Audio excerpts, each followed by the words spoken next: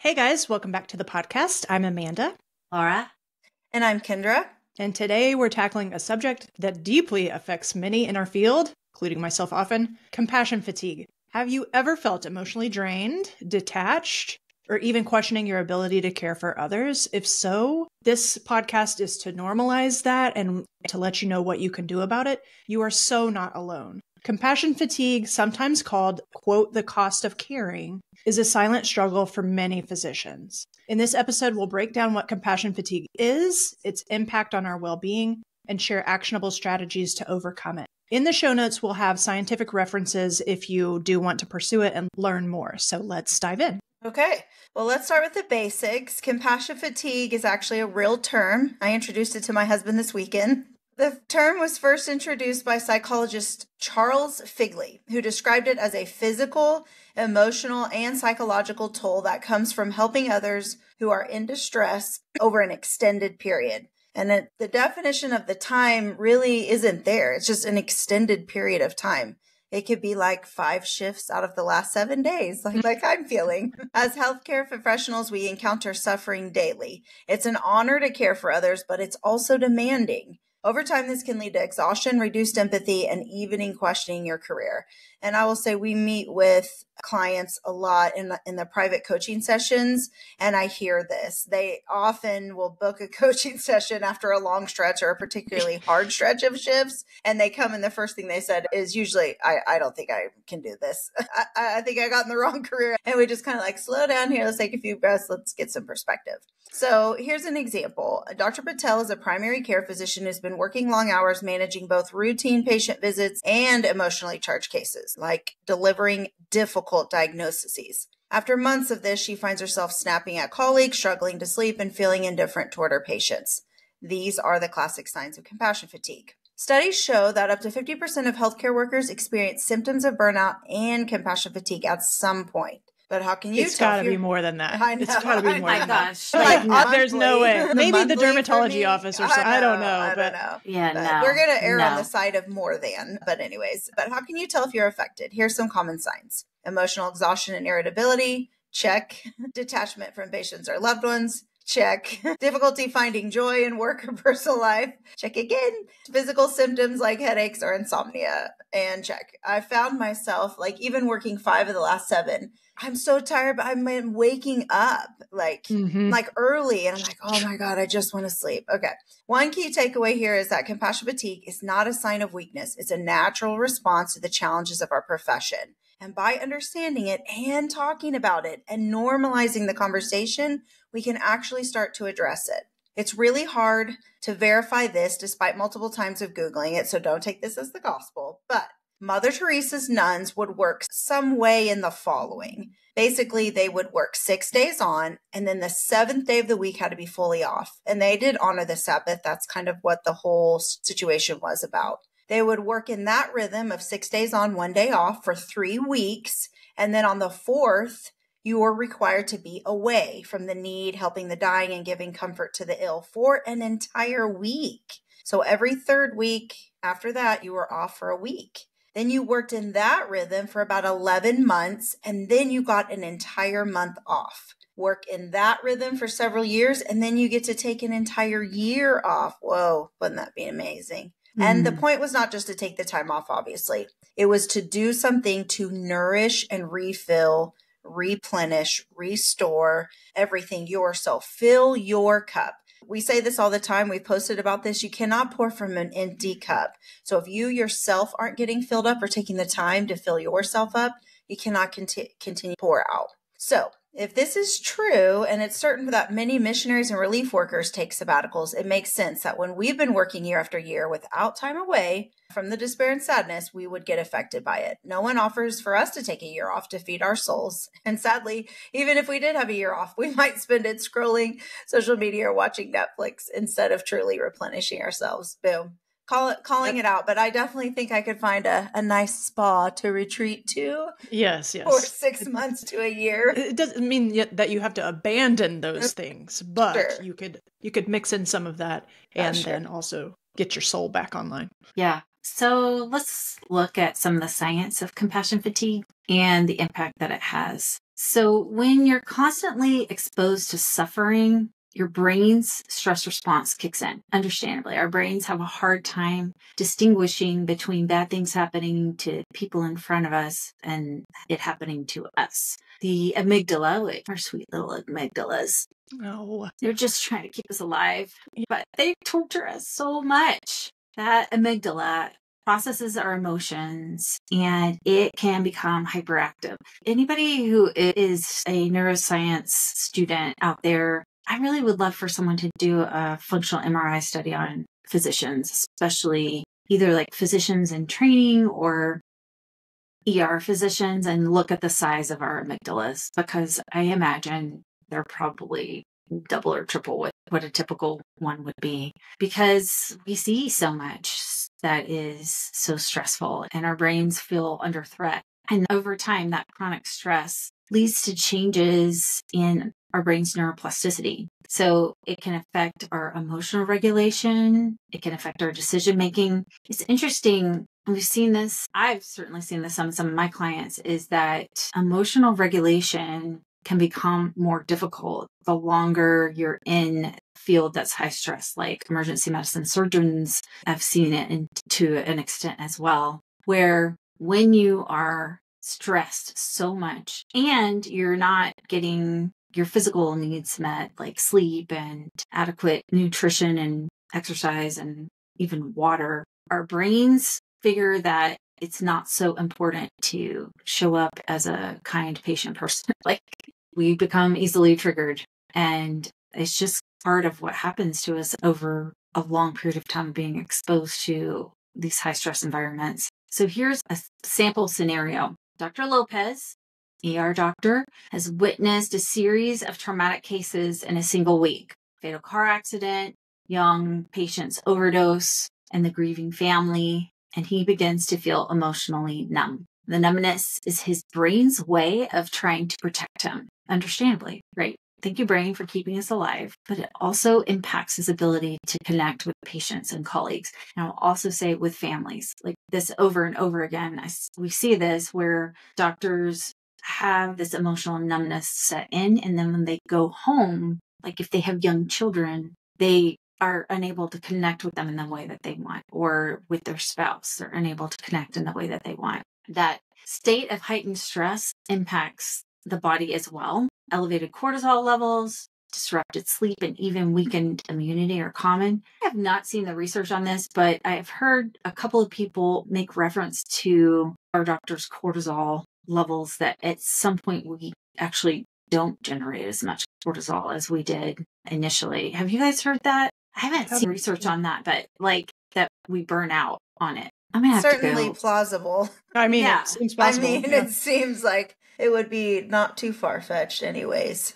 I'm going to go do a literature deep dive on it and see if that came out of actual research. But it makes sense. And weakened immunity definitely makes sense. And when our bodies and minds are exhausted, it just becomes harder to connect with anyone. And then if we're not connecting well, in particular with our patients who we're supposed to be, compassionate towards, it can lead to feelings of guilt or even inadequacy. Like, I'm exhausted, I'm not doing my job efficiently, and I'm not even caring about people anymore. So why am I even here? If you feel this way, you are not alone. It's very, very, very common. Research shows that compassion fatigue is linked to higher rates of medical errors, lower patient satisfaction, and even increased physician turnover. That's not surprising at all. 2016 meta-analysis by Cocker and Jaws found that healthcare workers with compassion fatigue are more likely to experience depression and anxiety. Again, not surprising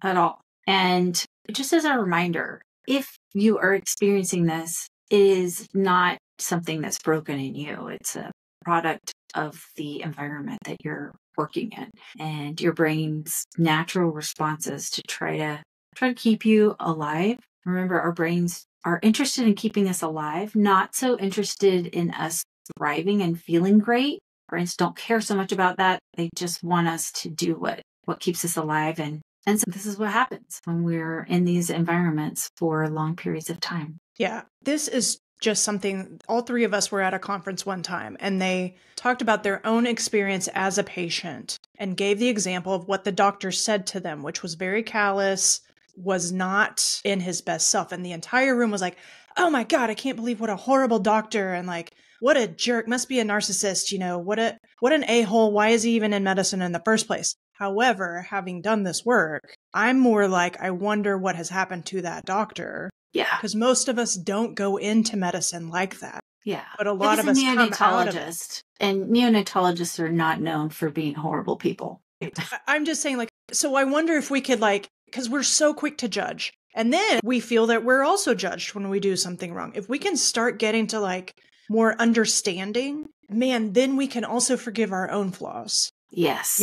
There's probably a good reason why he was seemingly callous that day. Maybe he hadn't slept in 48 hours. Maybe he saw a bunch of babies die. Absolutely. Like, that's the thing. Like, if we can just withhold judgment for a little bit, and that's what we're trying to explain with this podcast, is it might make sense why some of us have disconnected. And if we want to reconnect, then here actually are some strategies for overcoming compassion fatigue. So now we understand what it is and why it happens. Let's shift our focus to solutions. I hate it when there's articles and podcasts like, there's this huge problem, the end. Yep. Well, I don't feel better about it. Sometimes awareness is key, but then we need a part two. Yes. We need a part two. It doesn't help my, like, I need to fix it sort of mindset. But okay, so here's 5 evidence-based strategies that you can consider using. The first is self-care practices. Taking care of your physical health is foundational. And this would be an interesting thing too, like what sleep deprivation does to your amygdala, because I am so much more reactive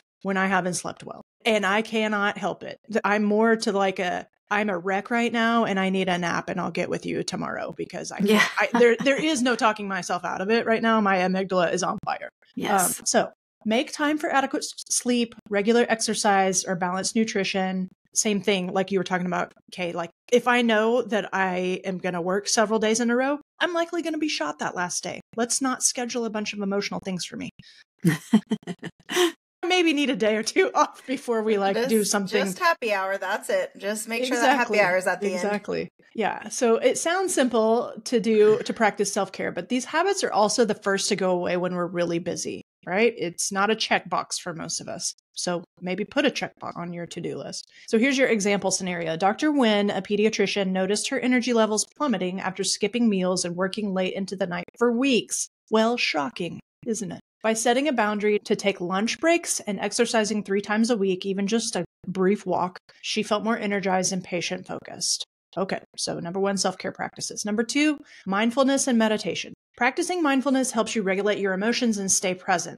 That's literally the purpose of mindfulness. A bunch of ER docs I know are like, I can't sit there. My mind wanders. Perfect. You're doing it right. That's the whole purpose of it, is to get awareness of your monkey mind and practice recentering. The wilder your brain is, the even more useful mindfulness will be for you. You are doing it right to be a wreck when you sit there with yourself in silence. That's what the whole purpose is. So if you wanted to do something like that, apps like Headspace or Calm can guide you through short exercises. I like the little 8-minute ones that they have, or like they tend to be under 10 minutes. I'm willing to sit with myself for 10 minutes. I'm not going to be doing these 4-hour meditations that a lot of the gurus do. That doesn't work for me. So maybe later. Another thing too is like, if you really are wiggly, you can do a walking meditation. It's not one size fits all. You can do different things. Yoga for a lot of people is a meditation just to get in your body, since a lot of us are up in our heads. Shame is a great one. Yeah. I mean, honestly, my husband and kids, they are hunters. They often are not successful, but they still love the experience of sitting at the break of dawn in nature. I've tried it once and it really is incredible. But otherwise, I don't like to get up like that. So that's real early in the morning. I'll say my generous partners allowed us to start our sesh a little later this morning because I just needed a little more time in the Word this morning and to get my 15-minute yoga and meditation. And so being honest with yourself, like knowing that just because it's there, it's worth pushing back something 30 minutes to an hour, whatever you need, because I recognized I am spent. I need some me time. Like I was yearning for it. It was calling out to me. So it was worth it to just say, hey, I need a little more time this morning. And that in itself can be a replenishment of the soul, like not just doing these things, but getting comfortable, recognizing it, and then like giving yourself the permission or asking, the permission of whatever, pushing something back an hour or whatever it is.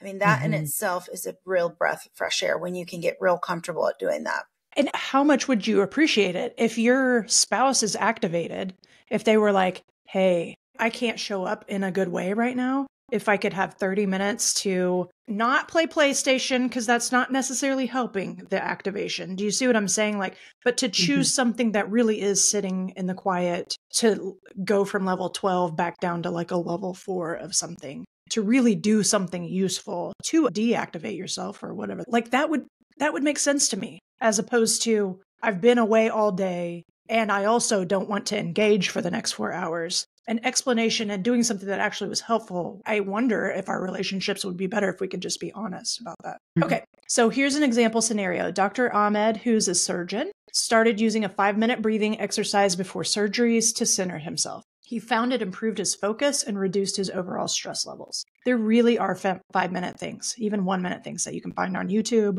or any of these apps, or even just listening to something relaxing can help you. There's a list of grounding exercises that you could try, but maybe we do that on a different one. Okay, number 3, peer support and debriefing. So create or join a peer support group where you can safely share experiences. My client yesterday was just like, it is so useful to talk to somebody who gets it, as we just don't. Sometimes even our loved ones can't possibly imagine what we've just gone through. But also having a place, and sometimes that's not always available where we work, to safely share experiences. So debriefing after difficult cases can help you process emotions, can help you see where you're personalizing things that have nothing to do with you. It's not a statement on you or anything else. That, where you can safely process your emotions, can help you build resilience. Normalizing what you're going through is medicine to me. So here's an example scenario. After a particularly challenging shift in the ICU, Dr. Smith and her colleagues held a brief team meeting to share their feelings about the day's events.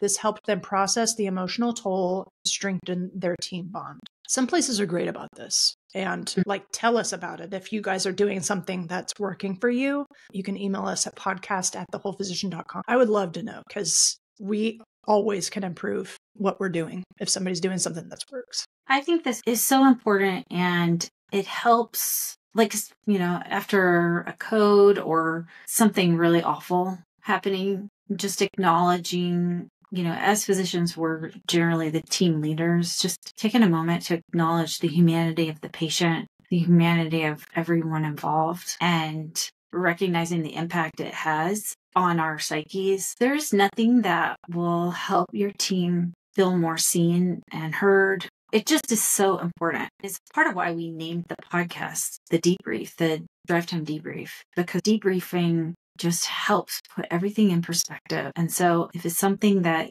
you're not doing, just know it's there for you. It's an opportunity to really support yourself and your team. And this can be done in clinic too. Like, I've got a client who deals with lots of child abuse in her clinic, and just being able to debrief with colleagues about that can really help mitigate the negative effects that it can have on us if we just shove that stuff down. Mm-hmm. Okay, next one is going to feel like shots fired. Prepare yourself. Number 4, boundary setting. Learn to say no when your plate is full. Setting boundaries with work and patients is essential to maintaining your well-being. So here's our example scenario. Dr. Kim, a family physician, started limiting her work hours and saying no to non-urgent patient requests after hours. This gave her more time to recharge and improved her overall happiness. So many of us have the hardest time. We're so programmed with, but what about patient care? But what about who's going to do it if I don't do it? That is a great way to just burn yourself out to a crispy, burnt chip. Also, you're not allowing your patients the opportunity to figure stuff out for themselves sometimes. Like if you're responding to a bunch of stuff that is not helpful. Or your staff. It's not helpful to anyone. Yeah. Sometimes letting the process flounder a little bit so that solutions can be found might be useful in some scenarios. Okay, and then number 5 of this section is organizational interventions. This is what we all hope for. This would be great. It's not available all the time. But if you can advocate for changes in your workplace, such as reduced workloads, wellness programs, or access to mental health resources, anything you can do to advocate for useful changes, that's going to benefit everyone. So here's an example scenario. There's a hospital where Dr. Garcia works that he was able to implement a rotating on-call schedule to reduce physician burnout. And this change significantly improved staff morale and patient care. We have some partners married to certain surgeons who've been on call almost every day of their lives. Only if they take a vacation out of the country do they turn their phones off. And I can't even imagine, because it turns out in residency, I found out if I even took home call, I would eat my own. So that would never work for me. But like, it's okay to work out schedules like this where you share the load if that's what you need. Yeah, which I would argue if you're human, you do need. Yes. I mean, come on. Okay, so there's a website, Mission Resource Network for Missionaries, that suggests how our attempts to soothe our compassion fatigue get it wrong sometimes and what to do instead. And so here are some of the thoughts from that. Here's a common strategy. Just keep going. Our happy little moniker, suck it up, buttercup. Just keep going. Just keep swimming. Better strategy. Use your feelings. So this is something that we definitely learned in our training, to just keep going, keep our heads down, nose to the grindstone. And the current thinking is that by acknowledging and addressing, especially our uncomfortable feelings, we actually will experience less burnout. So just know that while doctors are really intellectually intelligent, our emotional intelligence tends to drop during our training. And a lot of that is because we forget feelings. We don't even acknowledge that we have them. And it's just, feelings are just information that our brains are trying to offer us. And when we allow ourselves to experience them without judgment, it's just so much more helpful. It helps us in our lives, in our work. It helps us know what needs to be released, what needs to be adjusted, what needs to be prayed or meditated through. Their feelings are a way to listen to our spirit and sort out how we relate to the universe. It's really, really important to pay attention to our feelings, even though we've been taught feelings, schmealings, and just shut them down. That's a recipe for emotional and physical disease, truly. All right, number 2, common strategy, take a break. Taking a break's great. A better strategy is when you're taking a break, do something that fills you. So burnout is less a result of being too busy and more centered around doing things that constantly drain you, or being around people that drain you. Touche. Just saying. So it's important you take pauses. When you're taking pauses from work, do something that fills and restores you. If you take notice after 2 hours of scrolling Instagram or TikTok, do you feel filled? If you learned something awesome, like I know Amanda learns stuff on TikTok all the time, great. If you are not feeling filled because you've just been catching up on celebrity gossip and still don't feel great, just notice. And is that the activity you want to use when you're taking your break and trying to fill yourself up? So good things to fill and restore you could possibly be time with family. Might not be time with family, but could be time with family.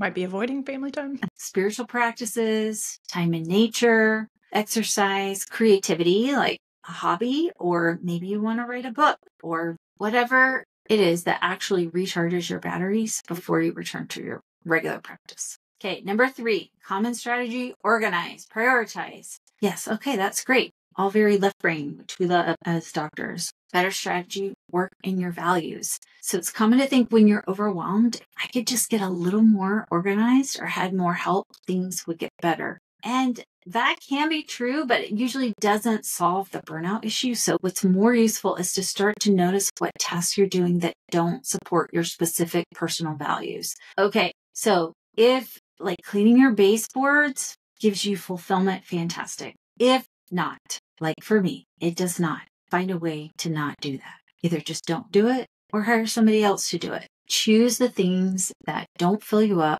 to offload onto someone else and keep the things that align with your calling.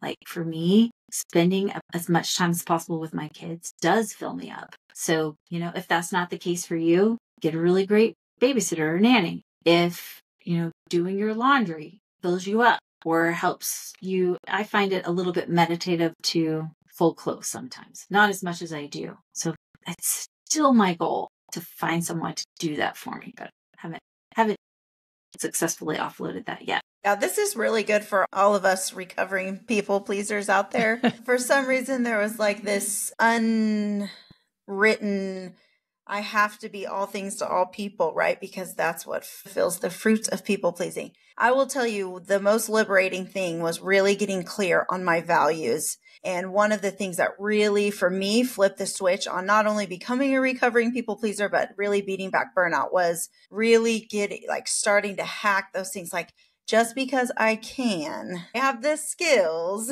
does not mean it aligns with my values. And I started hacking away. And I'll tell you, the people that are closest to you will notice first, i.e. my husband. And he was like, wait, right? Because I was doing all of the things. And then I, started hacking away. That doesn't align with my values. I'm not taking that on. Or you can choose. Yeah. I have this much time, 30 minutes. Do you want me to do this or this? Which is more important to you? I'll do one. Even just setting boundaries within that.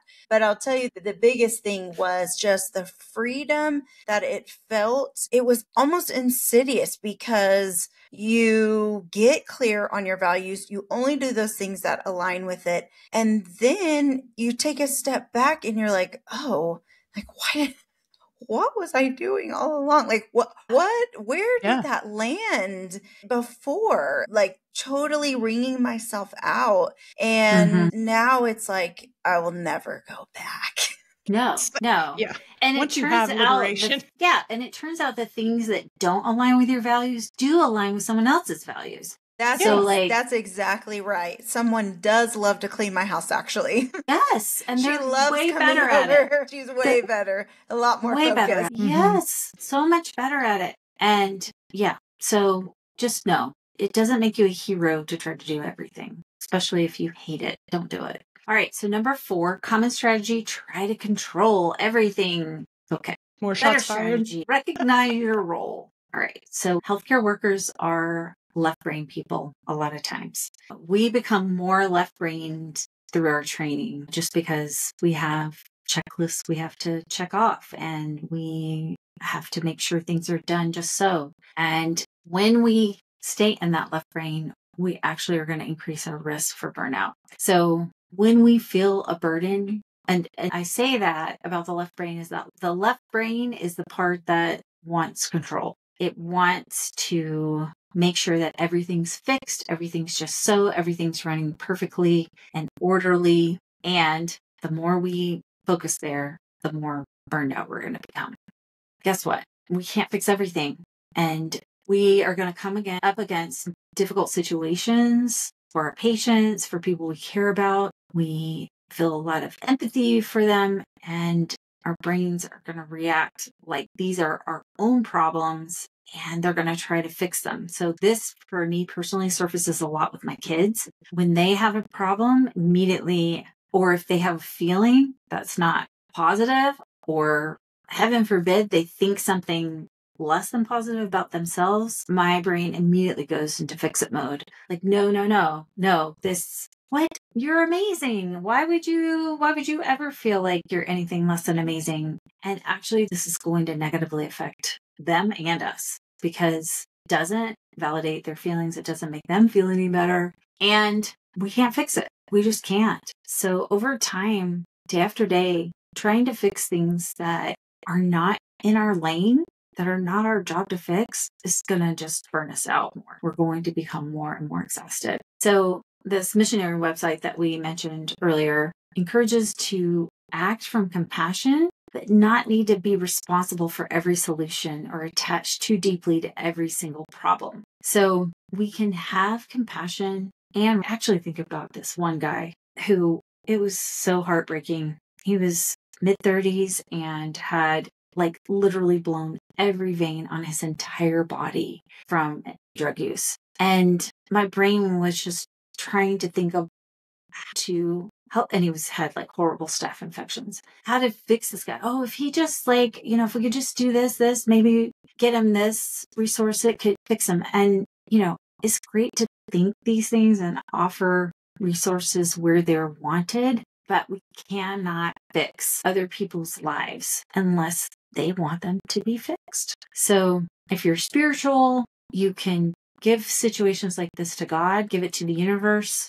If not the universe, just recognize that you're responsible for you, and showing up in a compassionate way is a great way to show up well. Being compassionate doesn't mean that you're correcting people's problems for them. And realize that autonomy, we're all here on our own little learning adventure. We are in charge of ourselves, and other people want to be in charge of themselves too. So again, it's tough, especially with your kids. I don't know, for me personally, especially with my kids, especially like truly with anyone where a simple solution, like you can think of something easy that would help them feel so much better if they were open to it. Most of the time, it's just not our place to force that on people. And there's nothing more exhausting than to try to fix something and somebody else doesn't want it fixed, doesn't want your help. It's just going to burn you out. So save your resources for yourself and for the people who